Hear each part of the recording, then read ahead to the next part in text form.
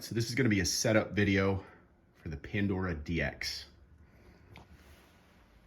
First, let's just lay some ground rules.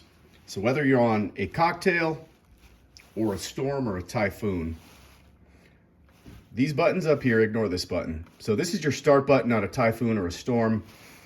On the cocktail, it's going to look like that. This is the one joystick side. This is the two joystick side. The buttons are A, B, C, D, E, F. It's kind of universal standard. A, B, C, D, E, F. That's your start button. That's your one-player start button. That's your two-player start button. So to get into the setup, now, all Pandora DXs are the same, whether you got the blue one or the pink one, doesn't matter. Just remember your setup button is on the side of the board.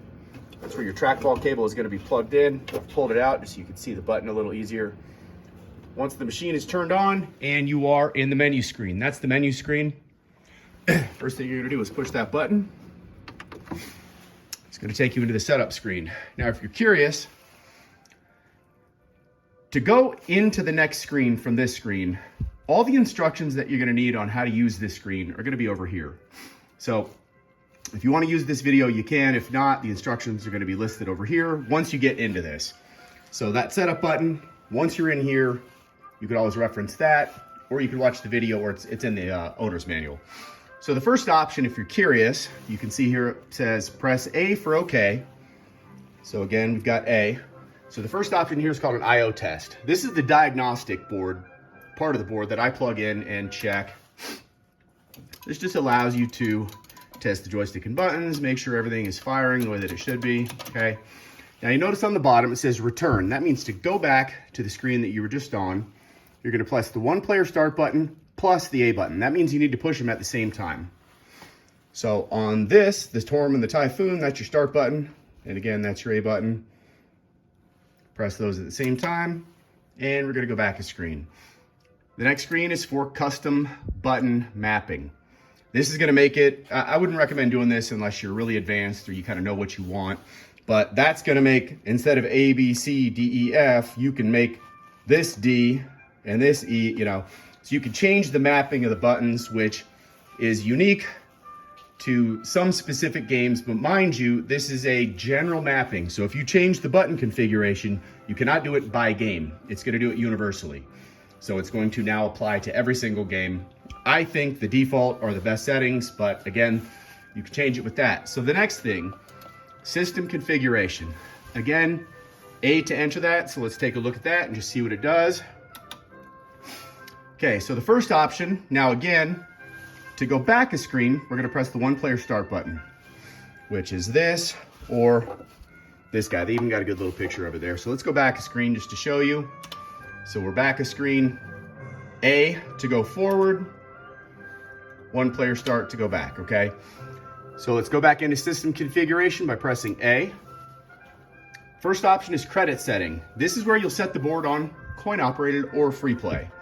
So you can toggle through these choices. This is 1 coin per credit, 2 coins per credit, 4 coins per credit, 6 coins per credit, or you can do 1 coin for 2 credits, 1 coin for 3 credits, 4 credits, so on. Keep toggling through until you get to free play, if you want it on free play, or whatever setting that you saw there. Now, bear in mind that in order for it to save free play, you're gonna need to save and exit. To do that, you have to go back to the first screen by pressing the one player start button. Then you need to move the joystick down until save setting is highlighted. Again, it says press A to affirm your selection. Now, if you press A, it's gonna say save and reboot, yes or no. If you're just changing it from coin op to free play, you're gonna press yes. I'm not ready to do that yet, so I'm gonna push no, but I'm just showing you how to do that. Again, if you don't save it as free play, it won't take the change. You'll know when you turn it back on, in the bottom, if it's blinking down here, if it says free play, you're good to go. If it says insert coin, you'll know it's not free play because the joysticks and buttons won't respond without a coin. So you'll go to move the joystick, and if nothing's working, some people go, hey, it doesn't work. it's because you have to put a coin in if it's on coin op. It'll say insert coin or free play. So save setting to reboot. No, not yet. Again, up or down, and then press A to confirm or decline. So we're going to say no. Okay. I didn't realize it was going to take me out of that. All right. So we're going to push the setup button again. Now we're going to go back down to system configuration. We're going to press A. We're going to look at the next option. I believe the default here under exit game mode, and again, I'm pressing A to toggle through these choices. I'm using the joystick to move down to the highlighted selection. So under exit game mode, this needs to say, hold one player start for 3 seconds. Okay, you do not want it to say menu exit. And again, if you're just making that change, or if you're gonna change it to free play and this, anytime you make a change, you have to save it. If you don't save it, the change won't take. How do we save? Again, we press the one player start button to go back a screen, and then we come down here using the joystick to save and exit, okay? We're gonna come back up here to system config, exit game mode, hold one player start, pause, menu. I don't even know what that is, but it's grayed out. Auto exit. I'm not even sure what that means. It talks about it in the manual, I believe. I usually just turn it off. This you can't choose anything on. Quality optimization, I'm not sure what that is, but I want quality, so I leave it on. Scanning line.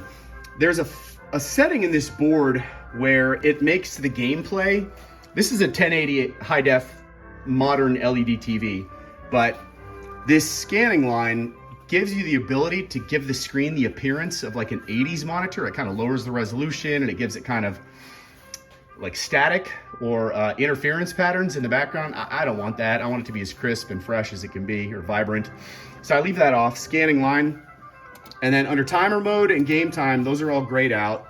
Now down here, this is for the PlayStation controllers. If you selected this option, you can toggle through. So right now, if you plug in the PlayStation controllers, and I have a whole other separate video that'll talk about that. To keep this video short, I'll leave that out.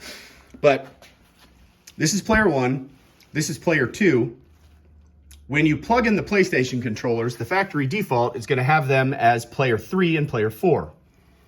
And this is for like 4-player games like Ninja Turtles, where there's going to be 4 turtles on the screen. All 4 of them can play simultaneously. And if you're curious, I'll show you at the very end. From the main menu screen, when you first turn the machine on, if you press the start button, it'll take you into the area where it shows you your recently played games. You can search for the game title alphabetically, or it shows you subcategories like puzzle games, flying games. One of those subcategories says 3-player / 4-player games. That's what those are going to be used on, all those 3 and 4-player games. Now, you can actually map this differently under gamepad settings. Again, I'm pressing the A button. A is okay, B is back to go back a screen. So you can adjust this so that the PlayStation controllers can be the PlayStation can be player 1 and 2, and then the arcade joysticks can be player 3 or 4, or any combination. You could do PlayStation controller, player 1, arcade joystick, player 2, PlayStation controller, player 3, arcade joystick, player 4. That's what that is. You can play around with that. So assuming we've got the changes that we want to make here and here, we're going to go back a screen and look at the next section of the game board. Mind you, we have not saved yet, so you're welcome to do all this, but don't forget, when you're done, you got to save and exit. So we're going to go back the screen by pressing the 1-player start button. This takes us to the main menu. Now we're going to come down here to game setting. We're going to enter that by pressing the A button. So over here under game setting, this is where it tells us the different settings that we can make adjustments to. So on most games, not every game, but on a lot of games, you can adjust the difficulty and number of lives that you get per credit. So using my joystick, I'm going to scroll through the games. If a specific title is highlighted, I'm going to press the A button, and if it shows you any options to make changes here, you can make those changes now by just continually pressing the A button. So King of Fighters 99. The default, it appears, is difficulty level 4. Okay, that was what first popped up when I first pressed the A button. But as you can see, you could adjust difficulty level to 6, 8. Obviously, the higher the number, the more difficult the game is. This is great for little kids because I can make the difficulty level low. On some of the games like Donkey Kong, the stock number of lives, it'll say is 3. That means the number of lives that you get with 1 credit or 1 coin or 1 press of the start button if it's on free play. You can change the number of lives and the difficulty level. Once you've got those set up the way that you want, go back a screen by pressing the 1-player start button. Don't forget, you have to save and exit anytime you make changes. Now, you don't have to save and exit after every change. You can do all these changes and then save and exit one time at the very end, or you can do it as you go. So I'm gonna press the 1-player start button to go back a screen. The next thing I'm gonna show you is edit the game list. Again, to get into difficulty and lives, sorry, I should show you. You press A for difficulty and number of lives. B is edit the game list. So let's do this one again. I'm not sure if I was very clear on that. So A, difficulty and lives, next to any title, yeah, and then it's gonna show you what those changes are, and then you have to go back a screen by pressing the start button. Now we're back to the primary and the edit game list. So this allows you to disable games. So just for example, we're next to King of Fighters 2001. You can do this any title, with any title. I'm gonna press the B button, and this will allow you to deactivate the game. Once I press the B button, another menu pops up. This will say display and hide, display all, hide all. So I've never really played around with this because I don't want to turn off any games, but some people might. Say there's a game that you know you're never going to play or you don't think it's appropriate for young kids. You know, like for example, Mortal Kombat. Mortal Kombat is a fighting game from the 90s, but there's a scene, you know, at the end of each fight, it's 2 guys fighting. It'll say like finish him. And one guy will like rip the guy's spine out, right? Which some people, I mean, it's pixelated, it's kind of cheesy, but some people say, hey, I don't want my kids seeing that stuff. So they want to turn the game off. So we're gonna press A and see what it does. Okay, so that's what I kind of suspected. A makes it so that it does not show up. Now it doesn't delete them, they're just not gonna show up after you save and exit and turn the game back on. But you can always go back in and turn those games on. We're gonna press A again to see that you can remove it. Now we're gonna press B. Okay, I don't think B does anything, and I'm not sure that C does anything. Oh, so C hides the entire page. Okay, so you see this entire page, page number 5. So C will hide the page, B is gonna unhide that page, A is gonna individually hide the games. All right, so that's what that does. Now we're gonna go back a screen by pressing the 1-player start button. The last option that we've got is to edit your favorites list. Now this is something a lot of people are gonna use. We're gonna press C, A, B, C. Once you press C, if you see a title that you want, let's say Street Fighter, I'm gonna press the A button, and now a star is gonna pop up next to that. You could put a star next to up to 100 games. After you save and exit, when you turn the machine back on, those games are gonna show up first in your game list, so you don't have to search for them or scroll through them. So let's unfavorite that. And then what does B do? I don't know. Is it going to favorite the whole page? No. And C, it says just unfavorite all. So I guess if you have, and again, I'm using the joystick to move and I'm pressing the A button. I'm going to press C and see if that will unfavorite all of them. Yes, it does. Okay, so that's what that is. Now we're going to press the 1-player start button to get back a screen. Bookkeeping, you're not going to need. Built-in speaker, you're not gonna need. Language, don't change that. It's gonna change it to Chinese, and it makes it really hard to change back because you don't know what the things are that you're looking at. So I wouldn't mess with that. If you do, just call me and I'll walk you through it. Boot demo movies, leave that alone. That just shows you the little preview. Why wouldn't you want that? Factory setting, if you do make mistakes or you wanna just do a factory restore, you can go down to factory setting and default it to the stock factory settings. Now, as I mentioned, now that we've made these changes, I'm going to save and exit. Okay, now, to enter a game, first of all, from the menu screen, let me just show you how to use the board itself. So you're gonna press the A button. The A button is gonna show you recently played games. You can search for the title of the game. And then these are the subcategories: 3-dimensional games, action games, fighting games, 3 or 4 player games, okay? To get out of this, again, return to the main menu by pressing the One Player Start button. I should just point out that if you scroll down and hold down, it will rapid scroll. Okay, this is me just holding the joystick down. If you push right on the joystick, it will rapid scroll. It'll scroll one page at a time. If you press and hold right, it will rapid scroll.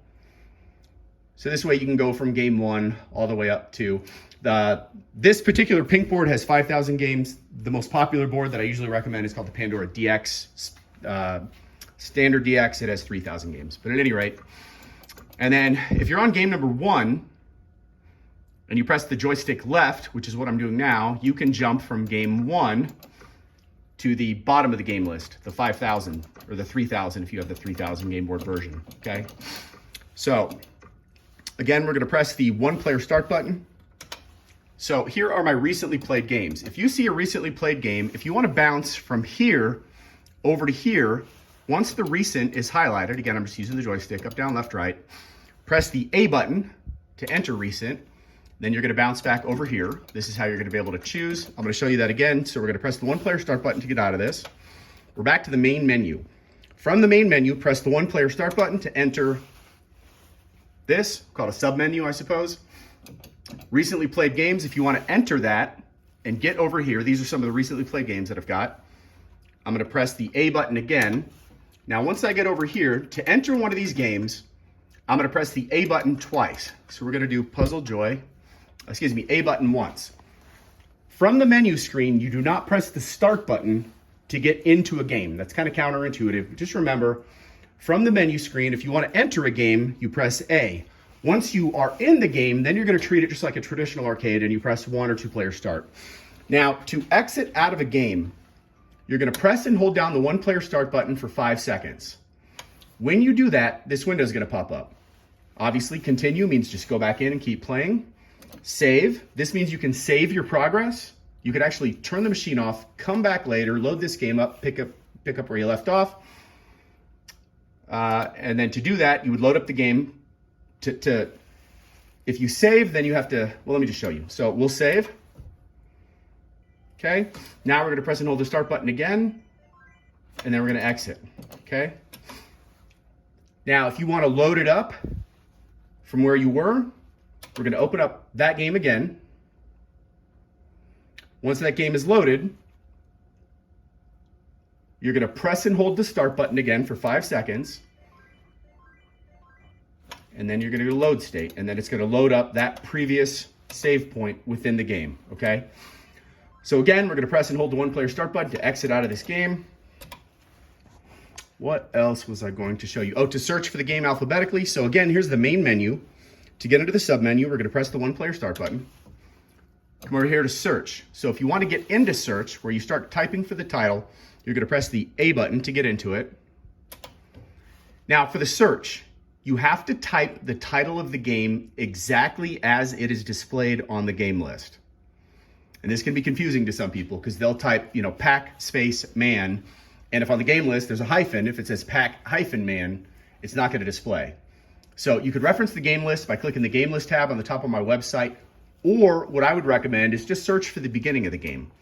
Instead of going all the way with Pac-Man, you can just type. So again, I'm gonna show you this again. So we're going back to screen. So press One Player Start, go over to search, press A to get into search. And then using the joystick, we'll go to P. I'm gonna press A. I'm gonna come down here to A. And again, I'm pressing A every time I see a letter that I want. And so once you do that, move the cursor down to OK. And if you wanna get from here over to here so you can start scrolling through those, move the cursor down to OK, press A, and now you're gonna bounce back over to here. Okay, and let me see. I think that was everything. One Player Start. Search function. Oh, if you are on the Ultimate Cocktail, you have to, and you want to set it on coin op, and you want to put it on press and hold One Player Start button to exit. I showed you that earlier. You don't want it to say menu exit. You have to switch it on this side of the cabinet. This is the 2 joystick side. This is gonna be the side with the lid up facing you.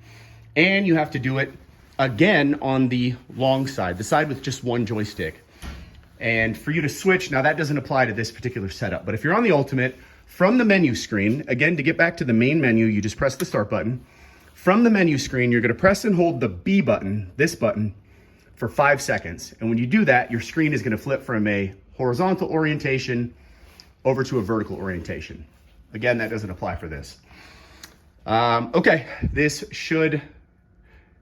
I've gotten some feedback on one of my setup videos that I talk fast, and I've heard that a few times, so I wanted to do this one where I'm just kind of slowing things down and really making it easier for people to follow. Let me know if you have any questions in the comment section. Thanks.